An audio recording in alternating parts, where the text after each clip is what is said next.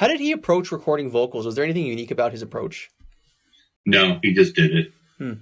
I mean, he just stood in front of the microphone. It was a very good microphone. Neumann U67, same one we used for Beat Happening and anybody else that recorded there. And he just sounded great. He just was a natural born singer. Just did that. A lot of people don't understand. There were so many good singers of that generation. Like within 5 years, I recorded Sean Smith, Reggie Watts, Chris Cornell, Calvin Johnson, Kurt Cobain, Mark Lanigan, and a lot of other great singers that no one knows about or, other people know about. So the idea that you just, this is taking care of itself, but put Kurt in front of a Neumann mic, put it through this compressor, and we're in business. It just sounded perfect. So cool. And just happened organically and happened in 1 or 2 takes, So. That's awesome. And was he easy to work with in the studio? Yes. That's cool. So we had fun. It was a good time. Okay, so they come to the studio, you start working with them. When did you first, was it right away you saw, okay, these guys are like he's a natural born singer, or did it take a few takes for that to come through?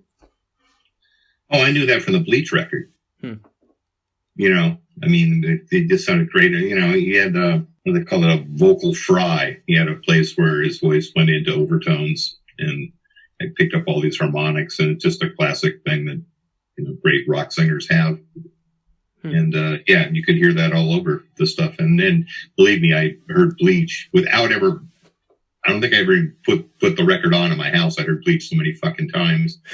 By the time I recorded Nirvana, because it got played on the radio or it got played in restaurants and all this. And, but yeah, there's a whole thing when a band's getting ready to track, and especially a guy like me, because I came to engineering later on than some people. So I work hard, maybe harder than some folks, because I'm really trying to, not fuck up and do the best gig I can. But yeah, when you've got 3 people playing and, 12, 20 mics all happening, you're running around checking this and that and checking levels, and you've got a tape machine and there's all these things that can go wrong or overmodulate or, what have you. And then you get, vocal. No, that's, it's fun. It's just sort of like in the middle of all of this shit, you go, yeah. There you go. There's the vocal, and it just sounded perfect. It was just like him out in the room with the cymbals bleeding into everything, and he was just totally delivering,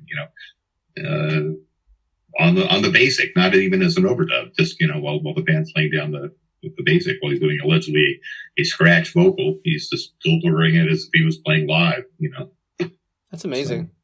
So you mentioned about a minute ago that you also work with Chris Cornell. Was his approach to recording vocals different than Kurt's? How would you compare the two of them as singers in the studio? You have to understand, both these guys, I worked on records that were Econo records, and there wasn't any time for screwing around.